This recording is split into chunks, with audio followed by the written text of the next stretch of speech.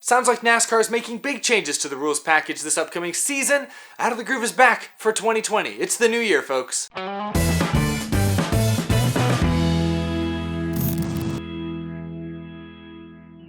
How's it going, y'all? My name is Eric, and welcome to Out of the Groove. I know a lot bluer than you guys are probably used to, but yes, we're back. It's 2020, it's the new year, and it's not my old setup, my old studio I've been living out of for the last 4 months or so. In the middle of moving once again, actually moving out to California here in about a week or so. Temporarily, of course, just temporarily. That's the way things are. Until I finish college here, I still have 1 semester left. Until I get that degree, things are going to continue to be just all over the place for me in this channel. I spent the last 4.5, 5 months in Florida, and now I'm bridging the gap here, and then I'm going all the way to California, coast to coast. It's pretty crazy. It's hard to find time to do videos these days, but there's some big news, there's some big rumors at least, some big speculation that I couldn't help but make a video on. I had to sit down and take the time to talk about this, discuss this, because it has major implications to what we're going to see on the racetrack here in 2020, just, a few weeks away from now. Good Lord, Daytona, the 500 is less than a month and a half away. We're what, like 6 weeks away, something like that, until Daytona? And the Clash is a week earlier, the Busch Clash. Oh, it's gonna happen before we know it, guys. Anyway, I appreciate you guys bearing with me as I continue to transition a bunch of stuff. It's gonna be probably a different studio setup every episode between now and the next 2 weeks or so until I get settled, until I figure things out. But I really appreciate you guys sticking it out. We've got a lot to talk about. But let's get started. Have a few little stories to talk about, and then one big report from Adam Stern, good old Adam Stern, that we really have to focus on today. Before I get to that, yesterday we had some news coming out of Phoenix International Raceway, formerly known as ISM Raceway. That's right, I said formerly known because apparently ISM Connect and Phoenix International Raceway mutually agreed to end their naming rights deal a few years early. For the last couple of years, ISM Connect has sponsored Phoenix International Raceway. It's been called ISM Raceway at Phoenix. It's been really confusing. A lot of people still call it Phoenix. Nobody really uses the new full name, But apparently they've decided to end that agreement early, which I can't tell if this is a good sign or a bad sign for Phoenix as a racetrack. I mean, they did just spend approximately $180 million on renovations over there, and so to lose that sponsorship deal with ISM could be significant. But at the same time, reports suggest that ISM was the ones who kind of paid for most of that renovation, so it really doesn't affect Phoenix International Raceway, the track, much at all. So I don't know what to make of this. Either way, it'll be kind of nice going back to, just Phoenix International Raceway. No more ISM, no more, all that stuff. Like back when they used to call Charlotte Lowe's Motor Speedway. I didn't call it Lowe's. I mean, some people did, but I didn't. I call it Charlotte. Sponsorship's really important in NASCAR, but I'd still just like calling the tracks what they are, I don't need a sponsor, on top of the track name. I think that just confuses things, and I don't think obviously there's money involved, but from a fan's perspective, I don't really like it. We'll see what happens to Phoenix. They're in a weird situation here. They're going to be the championship race here in 2020 this is the first time in almost 2 decades that it hasn't been Homestead Miami as the final race. They did just make those huge renovations. The tracks, the last couple of years, since they made those renovations, has consistently been able to sell out, but selling out for Phoenix is only about 40,000 seats. Compare that to, Daytona, which is over 100,000. Bristol seats 150,000 still in that stadium, so comparatively, Phoenix still doesn't sell a whole lot of tickets each week, but they've made investments, and we'll see what happens.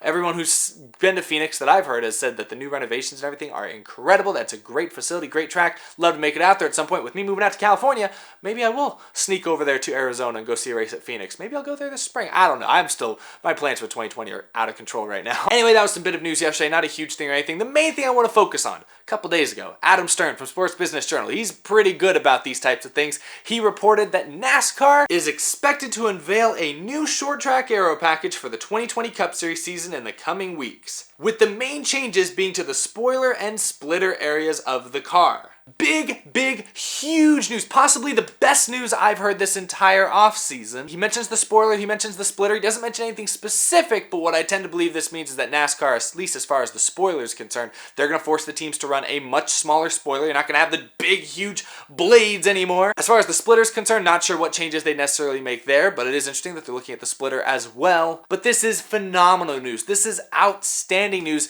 if you're a race fan. Because here's the thing. The racing in 2019 was not that bad with this new polarizing aero package, especially at the intermediates. The racing was not bad at all. Dirty air still came into play, and at certain tracks in certain areas, the dirty air was a bigger factor than ever, and that was extremely frustrating to watch. But at a lot of the intermediates, I would say the majority of the intermediates last year, the racing was more entertaining than it's been in recent years, especially in the Gen 6 era. Restarts 4, 5, 6 wide. Remember the All-Star race, the Coke 600 Charlotte was built for the new aero package, it felt like. And of course the super speedways, I know they ran a slight variant for the super speedways, making the spoilers even bigger basically, but overall the intermediates and super speedways last year, I think most fans would agree, were a slight positive. They were a little bit better than they've been in recent years. But the thing that bothered a lot of fans, including myself, is the fact that many short tracks and road courses saw their on-track racing product hindered by the new package, specifically because of the large rear spoiler that they were still running on those short tracks.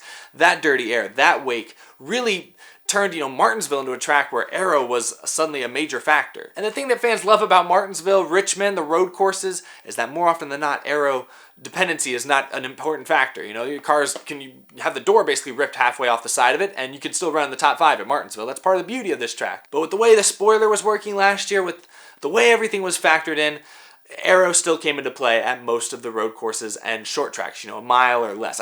Dover is a mile. It's not a short track, but my point is Dover, Richmond, Phoenix still, the aero came into play. So if NASCAR is doing away with the large rear spoiler, if they've gotten the okay from the teams, because that's the key here, the teams are the ones who changed their mind. If that is true, which Adam Stern, I trust many of his reports, I think this is great news. I think 2020 might be the best year of NASCAR racing in recent memory, especially in the Gen 6 era. If NASCAR does lower the spoilers on the short tracks and intermediates, I think 2020 is shaping up to be possibly the best year of racing since at least 2011 or 2012. Because the super speedways, as we saw last year, were excellent, outstanding racing on the super speedways. Many of the intermediates, I know they're not perfect, I know it's not polished, but many of the intermediates I would say were at least as good or slightly better than what they were in 2017, 2018. And then the short tracks will be back to their old former glory. The road courses, the short tracks, beating and banging, aero won't be a factor, guys can run right behind each other, bumping around, all that stuff. Short tracks and road courses will be back to their former glory, and the intermediates will continue to be better than what they've been the last few years. And the super speedways are outstanding. This is great news. This is outstanding news. It's important to know who we have to thank here, though. Because if you recall, over a year ago, when NASCAR was first talking about implementing the polarizing 2019 aero package, NASCAR initially wanted to run 2 different versions of the packages. NASCAR wanted the teams to run a specific intermediate package and a specific short track package. The teams, the race teams, the Joe Gibbses, the Stuart Haas's, the Team Penske's, etc., the smaller teams too, they all said no. They told NASCAR, nope, we don't want to do that. Give us one package to run basically at every single track, and that's what we're going to work with. So NASCAR had to do what they had to do. The teams weren't budging. And that's why we got that one-size-fits-all package last year that really didn't fit the short tracks very well at all. It mainly just fit the intermediates. That's why we had confusing racing and annoying racing at times at the short tracks. But, and it was hinted there in Adam Stern's tweet, the teams finally decided to budge, it seems, on this issue. And they decided to meet NASCAR halfway and agree that, hey, we do need to make a change for 2020 because the on-track product at Martinsville, at Richmond, at Dover, etc. last year just wasn't acceptable enough. So there you have it. Obviously, we don't know specific details. We don't know exactly what they're doing to the spoiler, what they're going to do specifically to the splitter up front, but we do just know that this has been in conversation, and it does sound like, even after Homestead, I remember reports came out, that NASCAR executives were saying that they might go back and take a look at the short track package for 2020 and all that type of stuff. So we've known this has been in the pipeline for a couple months now, but it's nice to hear a report from Adam Stern that it sounds like they have come to a conclusion that they are going to make a change for 2020. Other than these potential changes, 2020 package is going to look largely the same as what we ran in 2019. Obviously, this is still bridging the gap to the next gen car, which is going to be something completely different. We still don't fully know what we're going to see in 2021 with that new car. This is just bridging the gap, and I have a feeling this is going to be a pretty cool bridge we see next year. Alright, that's the main thing I want to focus on this episode, but I do want to end this episode with something that put a frown on my face. I just had to throw this in there. If you guys saw me on Twitter, I was doing everything I could to prevent, to keep myself from just ranting about this on Twitter, because Twitter is not the place to rant. YouTube is. But can we talk about this for a second? Last week, 2019 is over, the 2010s decade is now over. NASCAR posted this graphic on their official social media account. They posted this on their Twitter, posted this on their Instagram. I don't really go on Facebook, but they probably posted it on their Facebook too. This graphic, the best NASCAR drivers of the 2010s. They put 12 drivers on this list, and look at who's missing. Look at who's missing. There's a big bright yellow fire suit that's missing, suspiciously missing from this graphic. Where is Matt Kenseth? Disrespect that NASCAR and its affiliated partners consistently show my guy, Matt Kenseth, is through the roof, and I'm not taking that anymore. Look at who they got on here. Carl Edwards, Dale Earnhardt Jr., they got Jeff Gordon. I know y'all love Jeff Gordon. Jeff Gordon's a legend, one of the best drivers ever, but in the 2010s, Jeff Gordon was Y'all got Kurt Busch on this list? He was out of the sport at one point in this decade. Come on now. In the 2010s decade alone, and remember, Kenseth didn't race full-time in 2018 and he didn't race at all in 2019, but in those 8 years he did race full-time, he had 21 wins, which is 8th most in the Cup Series during that span. He went off in 2013 with 7 wins in his first year with Joe Gibbs Racing. He also won a Daytona 500 this decade. Forget about the one he won the decade previously. He won more races this decade than Kurt Busch and Dale Earnhardt Jr. did combined. I love NASCAR. I'm a big NASCAR fan, but they have got to relax with this disrespect. It feels like the only time NASCAR or any of its affiliates, partners these days, the only time they ever talk about Matt Kenseth is when they're replaying the Martinsville Joey Logano incident for the gajillionth time. Remember when the CEO said at the time that that incident has no place in racing? Well, they sure promote the crap out of that incident ever since then. Anyway, that's all I've got. I don't ever rant, like, at all, ever, but yeah, I did not want to end my 2019, I didn't want to end the 2010s decade with that kind of disrespect on my Twitter timeline. It was not going to go unnoticed. I had to say something. I had to speak up. But I just want to get that off my chest. Anyway, let me know what you guys think down in the comments. How do you feel about this Matt Kenseth disrespect?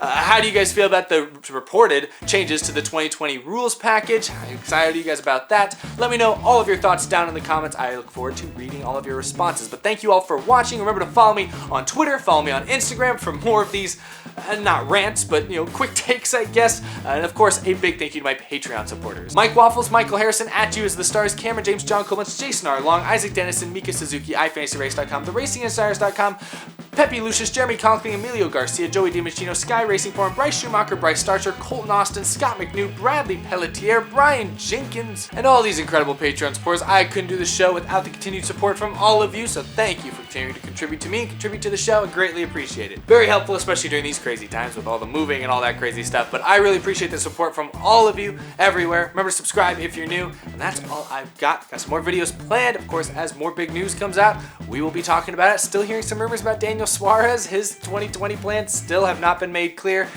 Maybe some stuff is on the horizon, but we'll have to talk about that when the time comes. Anyway, thanks for watching. I'll see you guys again very, very soon. Have a good rest of your week, everyone.